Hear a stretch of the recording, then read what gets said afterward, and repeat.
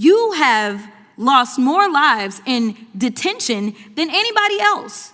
That is your record right now. So I don't expect that y'all are gonna be the ones that are gonna be best to keep them safe. This is why we are supposed to conduct oversight and not wait for you to give permission. In fact, after I left the Dilley facility, we were informed of a measles outbreak that was taking place in that facility. And another question I have, are you the one that ordered it to be reopened because that facility was closed under Joe Biden?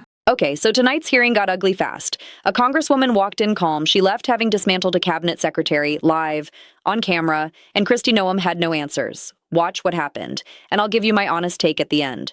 I just have a couple of questions.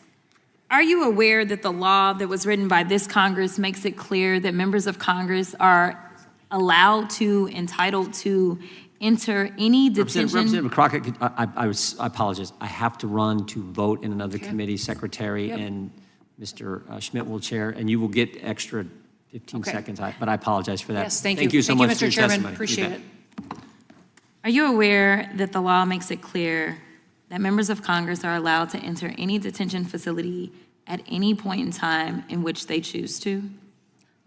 Yes, I'm aware of the visitation and oversight responsibility, and we work every day to try to accommodate members of Congress while taking into account the safety of those individuals that are being detained there. Let me be clear, at any time, correct? Yes, I understand there's litigation in this area. No, that's not my question. I'm not asking you about litigation. Yeah. I'm asking you what the law is, because let me put it to you this way. There's an appropriations rider that talks about correct, oversight. and appropriations are law, because you are asking us to appropriate dollars right now for DHS, correct? Correct. And if we do that, you would take that as law, correct? Correct. Okay, so that is what the law states, yet somehow, myself and another colleague, Congressman Castro, we ended up giving a 7-day notice to the Dilley detention facility because I had actually already gone to El Paso before.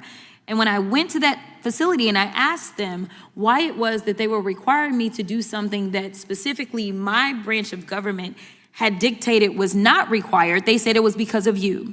They said you were the one that said that they were not allowed to allow us entry unless we gave a 7 days heads up. Is that true? Yeah. The law specifically states oversight and visitations, and we are working to facilitate those, and we're at that time working to did you give the instruction that members must give a 7 days heads up or not? We had a policy in place that allowed us to get were you the one that ordered that policy? I have a responsibility for ensuring everybody in that facility is going to be safe, and that I have adequate no, but that's not my question, because the problem, let me tell you why we need to, reclaiming my time. The reason that I'm talking to you about this policy and you're talking to me about safety is because I did go into the Dilley detention facility. And let me tell you, they're not safe. This is why we need to conduct oversight, because your people continue. In fact, you have lost more lives in detention than anybody else.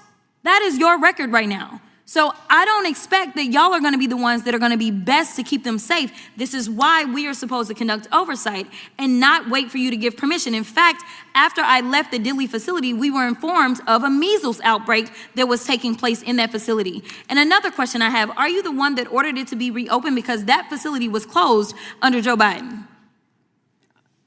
Those facilities were opened with the new administration. I'd have to look and see. Okay, you're part of the new administration. Were you the one that ordered it to be open is my question. I would have to see when it was opened, because I wasn't sworn in until 5 days after. Okay, well, it was reopened in March. I would have to look at when it was reopened in March of last year. Well, then I'm sure that contract would have been renewed while I was secretary. Speaking of contracts, as I have actually, you know what? Let me continue on this line of y'all breaking the law. Are you familiar with a child by the name of Liam Ramos? I am. All right, so Liam was at this Dilley facility, and it just so happened that we had put in our 7 days notice and y'all had grabbed him 6 days prior to our visit.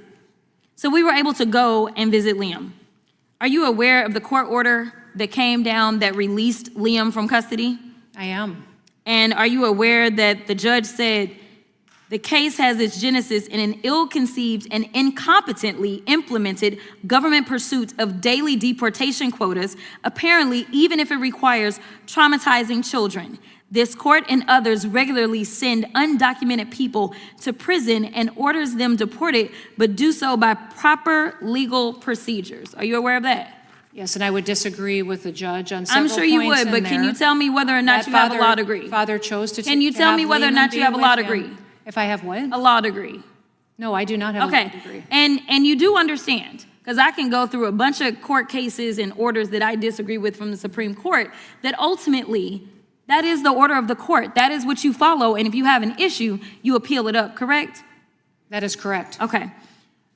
The court went on to say, apparent also is the government's ignorance of an American historical document called the Declaration of Independence. 33-year-old Thomas Jefferson enumerated grievances against a would-be authoritarian king over his nascent nation. Among others were, he has sent hither swarms of officers to harass our people. He has excited domestic insurrection among us, for quartering large bodies of armed troops among us. He has kept us among, in times of peace, standing armies without the consent of our legislatures. Are you aware that he wrote that? Do you know that he was writing about ICE that falls under you? The judge? Yes. Yes. Okay. With that, I will yield, but I do have two UCs. The first UC is ICE training was slashed, records show corroborating whistleblower claims from the Washington Post on yesterday. Without objection. The second one is FEMA's response to Texas flood slowed by Noem's cost controls. This is out of CNN from July 10th of 2025. Without objection. Thank you so much. What you just watched wasn't a hearing. It was a dismantling.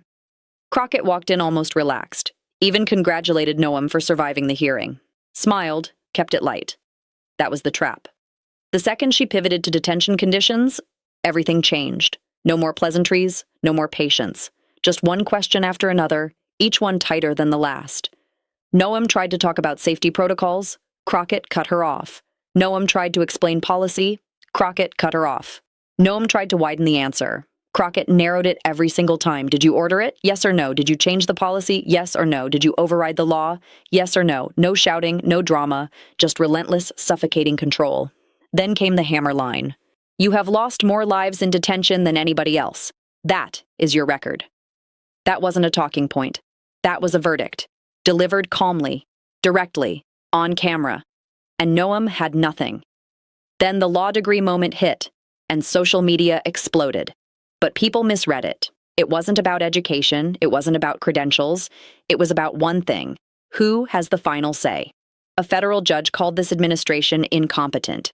In an official court order, called their actions ill-conceived, compared them to a tyrannical king, in writing, on the record.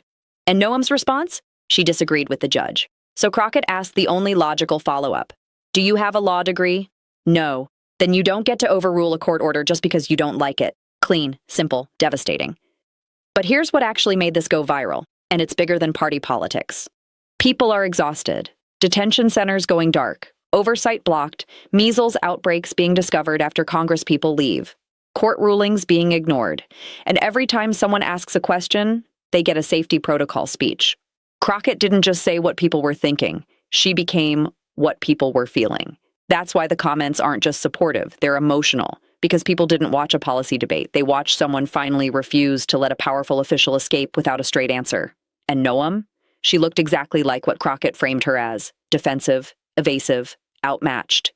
Here's the truth. Whether you like Crockett's politics or not, when a cabinet secretary looks cornered by a congresswoman on live television, that image doesn't go away. It sticks, it spreads, and it becomes the story. This wasn't just a viral clip. This was accountability. Or at least the closest thing to it we've seen in that room in a long time. And for everyone in those detention facilities waiting for someone to ask the hard questions, this felt like a warning that someone finally is. If this is the kind of coverage mainstream media won't show you, subscribe, because we're just getting started. Drop a comment below. Do you think Noem should resign? Let me know.